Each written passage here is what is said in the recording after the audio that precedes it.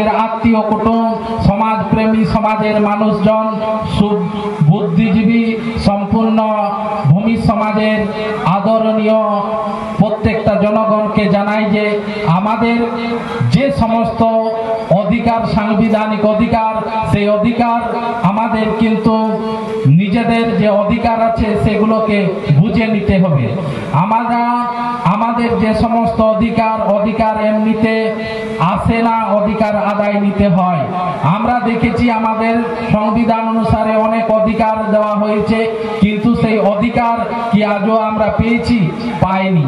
সেই জন্য আমাদের অধিকারকে কেড়ে নিতে হলে আমাদের চাই লড়াই, আন্দোলন। আপনারা দেখেছেন বিগত দিনে আমরা ঝাড়গ্রাম সহ বিভিন্ন জায়গায় আমরা বৃহত্তর আন্দোলন কিন্তু করেছিলাম। সেই সময়কার দিনে আমরা বেশ কিছু নিজেদের অধিকার আমরা বুঝে নিয়েছি। তার মধ্যে বৃহত্তর যে বিষয়, সেই বৃহত্তর একটা দাবির মধ্যে ছিল আমাদের ভূমিদের পৃথক উন্নয়ন বোর্ড। আমরা সেই উন্নয়ন বোর্ড পেয়েছি, কিন্তু বোর্ডের যে রকম কর্ম হওয়া দরকার, কার্যকারিতা হওয়া দরকার, আমরা সেই কার্যকারিতা তেমন ভাবে দেখতে পাইনি, বা যেভাবে এগিয়ে নিয়ে যাওয়ার কথা আমাদের সমাজকে উন্নতির দিকে, সেটা এখনো আমরা তেমন ভাবে দেখতে পাইনি, অবহেলিত হয়ে রয়েছে। সেদিকটাও আমাদের আন্দোলনের মাধ্যমে যাতে অগ্রগতি আনা যায়, সেটাও আমাদেরকে আগামী দিনে বার্তা দিতে হবে সরকারকে। এবং আমাদের যে দ্বিতীয় পর্যায়ে বিশিষ্ট এক দাবি, সেটা হলো নিজের মাতৃভাষা। আমরা ভূমি সমাজের যে সমস্ত আমরা মানুষজনেরা রয়েছি, আমরা সত্যি কথা বলতে কি আজও আমাদের নিজস্ব মাতৃভাষাকে আমরা যে গুরুত্ব দেওয়ার বিষয়টা বলে এসেছি, সেই গুরুত্বটা যে কতখানি সেটা আজও হয়তো আমরা অনেকেই বুঝিনি। আজকে আমরা এই যে বিশ্ব আদিবাসী দিবস বা আদিবাসী দিবসের কথা বলছি, বা এর আগে আপনারা বিস্তারিত আলোচনা শুনলেন যে আদিবাসী আসলে কি। আদিবাসী শুধু একটা শব্দ নয়, আদিবাসীর মধ্যে বিভিন্ন বিষয় লুকিয়ে আছে। সেই রকম ভাবে আমাদের এই আদিবাসীর মধ্যে একটি গুরুত্বপূর্ণ বিশিষ্ট একটা বৈশিষ্ট্যের মধ্যে পড়ে, সেটা হলো যে যার নিজের মাতৃভাষা। আমাদের ভূমিজদের নিজস্ব মাতৃভাষা ভূমিজ ভাষা।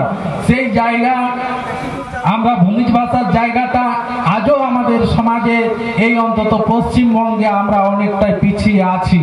সেটা আগামী দিনে আমাদের এগিয়ে নিয়ে যেতে হবে, ভূমিজ ভাষার আন্দোলন ঘটাতে হবে। ভূমিজ ভাষা, নিজেদের মাতৃভাষা যদি সমাজের মধ্যে না থাকে, তাহলে কোনো আমাদের উন্নতি, অগ্রগতি ঘটবে না। কারণ ভাষার মাধ্যমে বেঁচে থাকে নিজস্ব সংস্কৃতি, নিজস্ব পরম্পরা বা কৃষ্টি কালচার। সেই বিষয় কৃষ্টি কালচার, ভাষা, সংস্কৃতি যদি না বেঁচে থাকে নিজ সমাজের মধ্যে, একটা জাতি কিন্তু বাঁচতে পারে না। কারণ একটা জাতি বেঁচে থাকে তার ভাষা, কৃষ্টি কালচার ইত্যাদির মাধ্যমে, কিন্তু সেটা আমরা অনেকেই তেমন একটা গুরুত্ব দিইনি। আমাদের সেটা গুরুত্ব দিতে হবে। তাই আমাদের দীর্ঘদিনের এই দাবি যে ভূমিজ ভাষাকে আমাদের এই পশ্চিমবঙ্গে রাজ্যে দ্বিতীয় রাজভাষা স্বীকৃতি দিতে হবে, সেটা আমরা দীর্ঘ আন্দোলন করেও পাইনি। কিন্তু আমরা চাই 2026 বিধানসভা ইলেকশনের আগে আমাদের ভূমিজ ভাষাকে মাতৃভাষা, যে আমাদের নিজস্ব মাতৃভাষা, সেটা এই পশ্চিমবঙ্গ রাজ্যে দ্বিতীয় রাজভাষা স্বীকৃতি দিতে হবে। এবং এই নিয়ে আপনাদেরকে আগাম জানিয়ে রাখি, আমরা আর কিছুদিনের মধ্যেই আমরা আন্দোলনের যে বিষয়, সেই আন্দোলনের খবর বার্তা আপনাদেরকে দিব। আপনারা সচেতন থাকুন। আপনাদেরকে আবারও বলতে চাই যে আমাদের শুধু ভাষা নয়, আজকে বিভিন্ন জনকে নিজস্ব যে পরম্পরা, নিজেদের ঐতিহ্যকে বাঁচিয়ে রাখার জন্য সরকার অনেক টাকা অনুদান দিচ্ছে। কিন্তু আপনারা দেখেছেন যে আদিবাসী সমাজের বা ভূমি সমাজের নিজস্ব ঐতিহ্য, পরম্পরা, সংস্কৃতিকে বজায় রাখার জন্য ক টাকা দেওয়া হয়েছে। আপনারা এর আগে শুনেছেন যে বিভিন্ন পুরোহিত ভাতা, ইনাম ভাতা, কিন্তু আমাদের যে নায়া ভাতা আজও কিন্তু সরকার দেয়নি। এটাও এক ধরনের বঞ্চনা। আমরা সেই জন্য আমাদের চোখ কান খোলা রাখতে হবে, নিজেদেরকে পড়াশোনা করতে হবে, ছেলে মেয়েদেরকে পড়াশোনা করাতে হবে এবং আমাদের সেই খোঁজ খবর বিভিন্ন জায়গায় রাখতে তবেই সক্ষম হবে। আজকে আমরা বিভিন্ন ভাবে বঞ্চিত।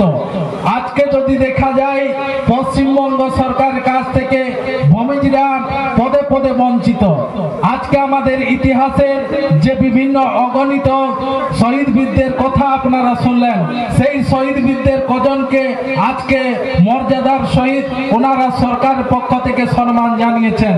না চুয়াড় বিদ্রোহের মহানায়ক রঘুনাথ সিং এর জন্ম জয়ন্তীতে ছুটি ঘোষণা বা জন্ম জয়ন্তী সরকারিভাবে পালন, বা ভূমিজ বিদ্রোহের মহানায়ক গঙ্গানারায়ণ সিং এর জন্ম জয়ন্তী পালন, না সেটা সরকারি ভাবে পালন, না তার জন্ম জয়ন্তী উপলক্ষে সরকারি ছুটি ঘোষণা। বিভিন্ন আদিবাসী বা স্বাধীনতা সংগ্রামীদের সরকার মর্যাদা দিয়েছে, কিন্তু আমরা যদি ইতিহাস খুলে দেখি যে 1767 থেকে অর্থাৎ স্বাধীনতা সংগ্রামের প্রথম পর্যায়ের বিদ্রোহ ভূমিজদের এই চুয়ার বিদ্রোহ, কিন্তু আজকে সেই চুয়ার বিদ্রোহের যে মহান নেতা বা ভারত স্বাধীনতা সংগ্রামের ইতিহাসে প্রথম পর্যায়ের প্রথম সারির যে শহীদ বীরেরা তারাই আজকে বঞ্চিত, যা আমাদের ভূমি সমাজের। আজকে ভূমি সমাজকে কোথায় রেখেছে বা কতটা অবহেলিত করে রেখেছে আপনারা নিশ্চয়ই বুঝতে পারছেন। তো সেই জন্য আগামী দিনে আমাদের এই চুয়ার বিদ্রোহের মহানায়ক রঘুনাথ সিং এর মর্যাদার সম্মানের জন্য বা ওনার জন্ম জয়ন্তীতে সরকারিভাবে জন্ম জয়ন্তী পালনের জন্য বা ভূমিজ বিদ্রোহের মহানায়ক গঙ্গানারায়ণ সিং এর জন্ম জয়ন্তীতে ছুটি পালন, এটা সরকারিভাবে করতে হবে। এই দাবিগুলো আমাদের রয়েছে এবং সরকার যাতে করতে বাধ্য হয়, সেই জন্য আগামী দিনে আন্দোলনকে আমাদের আরো বৃহৎ থেকে বৃহত্তর আকারে নিয়ে যেতে হবে।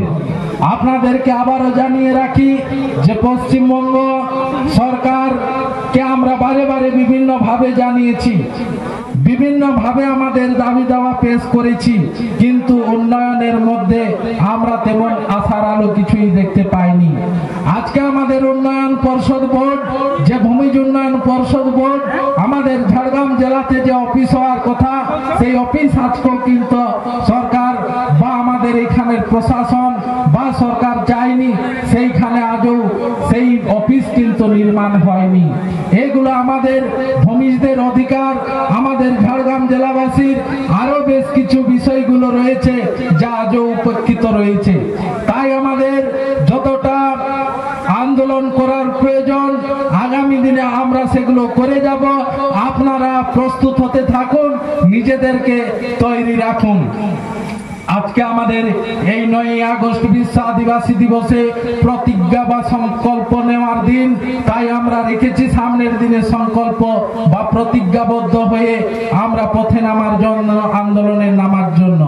কারণ আমরা অনেক বঞ্চনা সহ্য করেছি।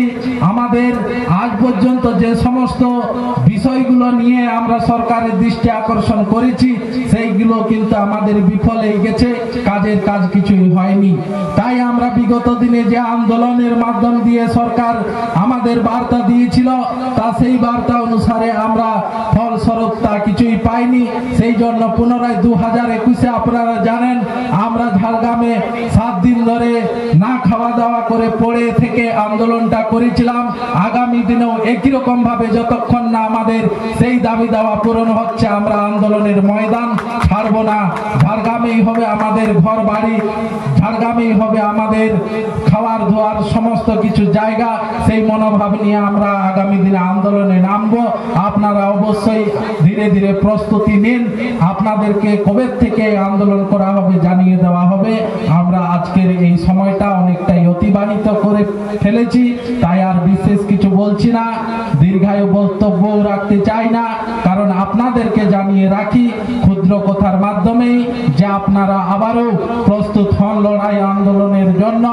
আমাদের একটাই স্লোগান, তীর দানুকে মারটান, আদিবাসী চলো আমরা করি আবারও উলগুলান।